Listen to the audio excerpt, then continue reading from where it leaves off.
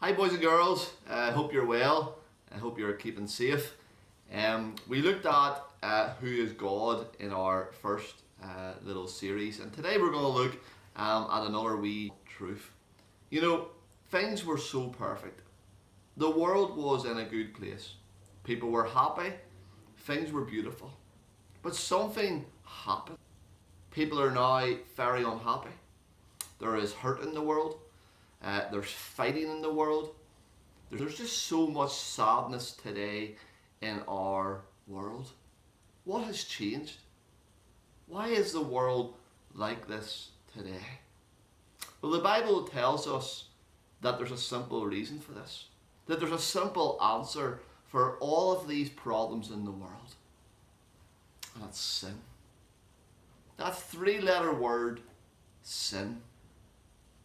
And today we're going to look at what sin is. The Bible tells us in 1 John chapter 3 verse 4 that sin is disobeying God. You see, we have God's commandments in the book of Exodus. Maybe you can look them up for yourselves and have a read at them. But when we read these commandments, we notice that there's a problem. We notice that we can't keep them. You see, this is God's standard for living. This is what God expects from each of us. But unfortunately, we can't keep God's law. We can't keep God's law because of sin. You see, we all fall short of what God expects. We read in Romans chapter 3 verse 23, "For all have sinned and fallen short of the glory of God." You see, we fall short. Look at this picture that I have in front of me. We have two platforms. The first platform is our lives, and the second platform is God's perfection. But as you can see, here we are. This is our lives. But there's a bit of a gap, a bit of a void space. You see, we aren't perfect. We fail. We let God down. We fall short of what God expects. We can't keep God's law. We can't keep God's commandments. We've all told lies, haven't we? At times, mummy and daddy say, "Can you go and tidy your room?" But instead we would rather watch TV, and we disobey them. But hold on, Philip.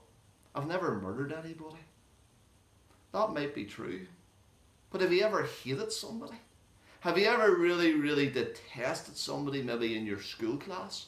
Maybe that person that really winds you up. That person who really hits a raw nerve sometimes. That person who causes you to have really nasty thoughts. You see, sin is anything that we think, we say, or we do that disobeys God. We all fall short of what God expects.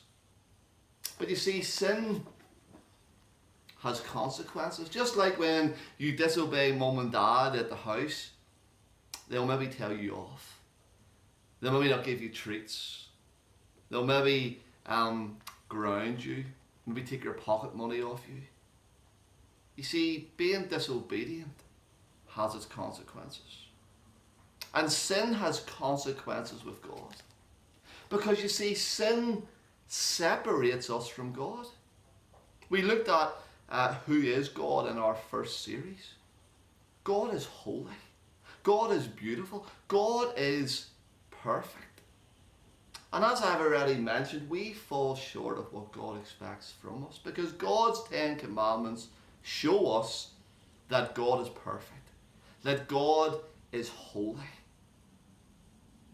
You see, we are separated from God because of our sin. There's that gap between us and God. And that gap is sin. God is 100% perfect. He is different. He is set apart. You see, we are sinful. You see, sin spoils our lives so that we do not have the joy and peace that we should have. You see, sin hurts others. Sin is destructive. Sin is a big, big problem. It's like a terrible disease. And it becomes worse and worse and worse. It can spiral out of control. It can break relationships. It can cause hurt. It can cause problems. Sin separates. But you see, it's not just that we do sinful or bad things, but we are sinful. You see, nobody teaches us to tell lies, do they? We don't go to school and learn how to think something nasty towards another person. We don't go to school to learn how to tell lies or to talk behind somebody's back. Or maybe even worse, to use our hands in a wrong way.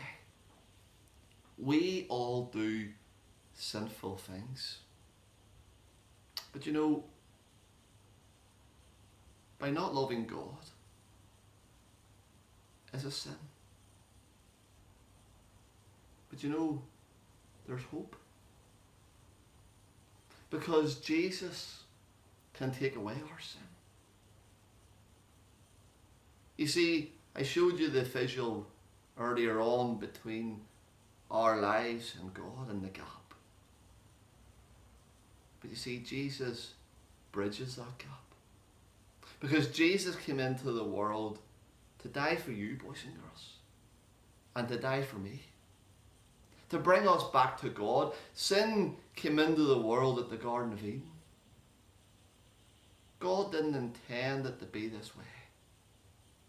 And because of sin, sin has spiraled out of control. It's like the domino effect.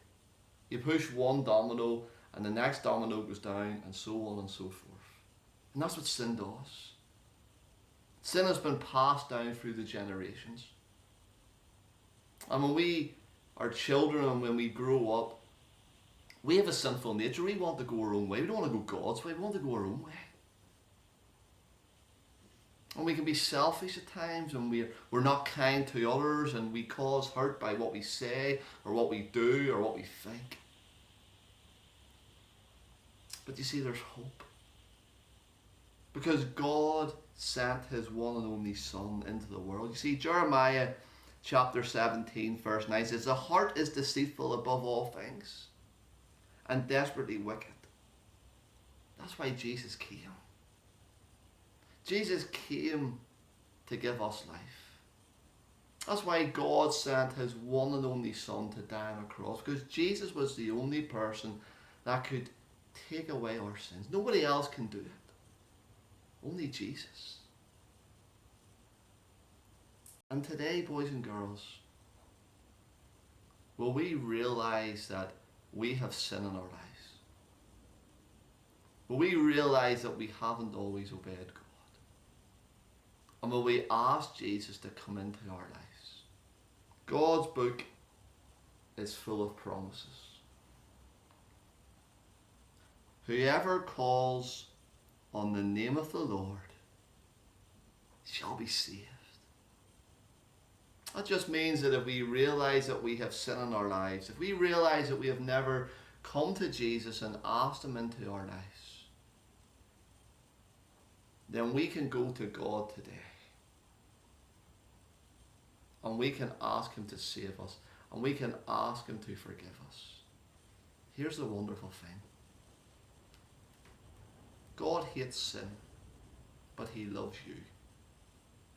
And when God looks on you, when you turn away from your sins and when you repent and ask him into your life,